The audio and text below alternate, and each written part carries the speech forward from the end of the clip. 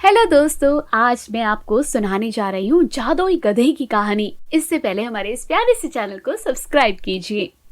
एक बार की बात है, बादशाह अकबर ने अपनी महारानी को एक सुंदर सा सोने का हार दिया।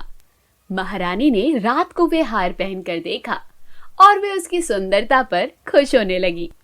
महारानी ने रात होने के बाद वह हार उतार कर अपनी कबर्ड में रख दिया। अगले दिन जब वह उठी तो वह हार वहां मौजूद नहीं था।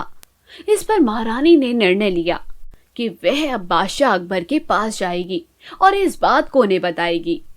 वह तुरंत बादशाह अकबर के पास गई और उनसे कहने लगी, जहां पना, आपने कल जो हमें हार दिया था वे कमरे से गायब है।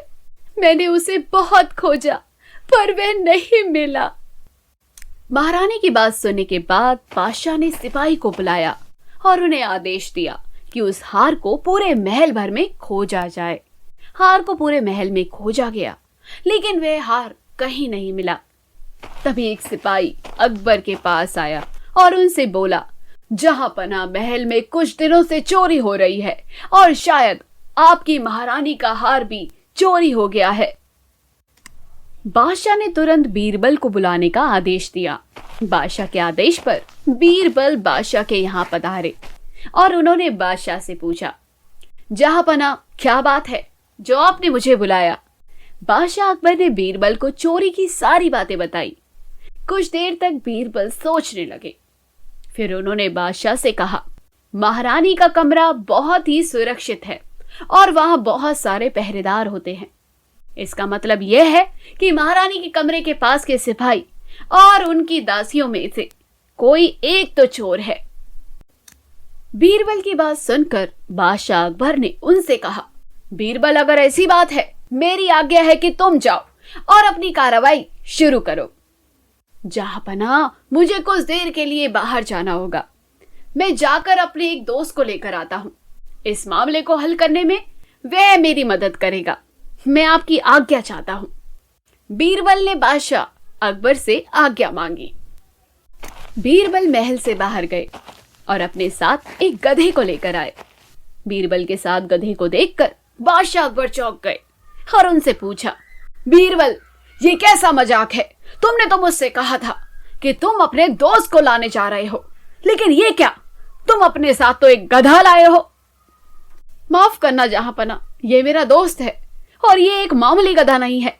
ये गधा खास है क्योंकि इसके अंदर जादुई शक्तियां हैं। ये एक जादुई गधा है। इसकी मदद से हम पता कर सकते हैं कि असली चोर कौन है। बीरबल ने बादशाह अकबर को बताया। इसके बाद महारानी के कक्ष के पास के सिपाहियों और दासियों को बुलाया गया। बीरबल ने गधे को पास के कमरे में सबकी आंखों से दूर रखा। ऐसा करने के बाद बीरबल ने सबसे कहा, यह जो गधा है वह एक जादुई गधा है। आप में से जो भी अंदर जाएगा उसे गधे की पूंछ को पकड़ना होगा। गधे की पूंछ को पकड़कर कहना होगा कि मैंने चोरी नहीं की, मैं निर्दोष हूं। हर एक पहरेदार और दासी को यह करना होगा। ऐसा हो जाने के बाद बीरबल ने सबके हाथ को सूंघ कर देखा और अभी तक तो पता चल चुका था कि असली चोर कौन है। बीरबल ने कहा, जैसा मैंने कहा था कि चोर इनमें से ही कोई एक है और मैं सही था। बादशाह, इनमें से चोर आपका ये सिपाही है। बीरबल, तुम ऐसा कैसे कह सकते हो कि ये सिपाही चोर है? बादशाह अकबर ने पूछा। बादशाह अकबर के सवाल के बाद बीरबल ने उन्हें बताया, दरअसल बात यह है कि ये जो गधा है वे एक मामूली गधा है जिसे मैंने पास के व्यापारी से लाया हूं। मैंने इसकी पूंछ में एक खास तरह का इत्र डाला था। जो भी इसकी पूंछ को छूता उसके हाथ में इस इत्र की सुगंध आ जाती। लेकिन इस सिपाही के हाथ में इत्र की सुगंध नहीं आ रही है। इसका मतलब यह है कि इस सिपाही ने गधे की पूंछ को छुआ तक नहीं। उसने ऐसा इसलिए किया था क्योंकि इस सिपाही को डर था कि ऐसा करने से वह पकड़ा जाएगा और इसलिए इसने गधे की पूंछ को नहीं पकड़ा। तो दोस्तों, कहानी यहीं खत्म हुई। कहानी की सीख हमें क्या सिखाती है, आपको समझ आ गई होगी। अगर आपको समझ आ गई है तो कमेंट बॉक्स में हमें कहानी की सीख लिखकर भेजो और हमारे इस प्यारे से चैनल को सब्सक्राइब करो। हमें भी ग्रो करना है, हमें भी आगे बढ़ना है।